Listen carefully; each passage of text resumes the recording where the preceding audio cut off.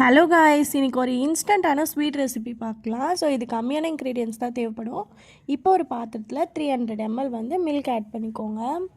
இப்போ இன்னொரு பாத்திரத்தில் கொஞ்சமாக வந்து கார்ன்ஃப்ளவர், அதில் வந்து கொஞ்சம் பால் ஊற்றி நல்லா வந்து கரைச்சி எடுத்துக்கோங்க, கட்டி இல்லாமல்.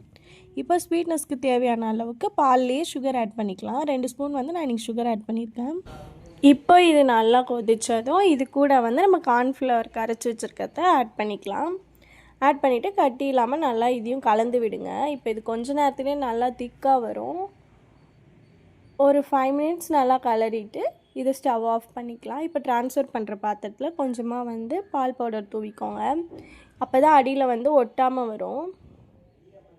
இப்போ இதை ஆட் பண்ணிவிட்டு நம்ம செஞ்சு வச்சுருக்கிறத இது கூட ஆட் பண்ணிக்கலாம். ஆட் பண்ணிவிட்டு ஒரு 30 மினிட்ஸ் மட்டும் ஃப்ரிட்ஜில் வச்சு எடுத்துக்கோங்க.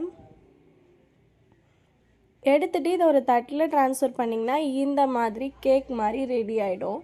ஸோ இதுக்கு மேலேயும் கொஞ்சமாக வந்து பால் பவுடர் ஆட் பண்ணிக்கலாம். பேலன்ஸ் இருக்க பால் பவுடரை ஒரு பாத்திரத்தில் கொட்டி வச்சுக்கோங்க. இப்போ நம்ம செஞ்ச புட்டிங்கை க்யூப் ஷேப்க்கு நல்லா கட் பண்ணி எடுத்துக்கலாம். இப்போ பால் பவுடரில் டிப் பண்ணிவிட்டு சர்வ் பண்ணிவிடுங்க. டேஸ்ட்டு சூப்பராக இருக்கும் காய்ஸ், மறக்காமல் ட்ரை பண்ணுங்கள்.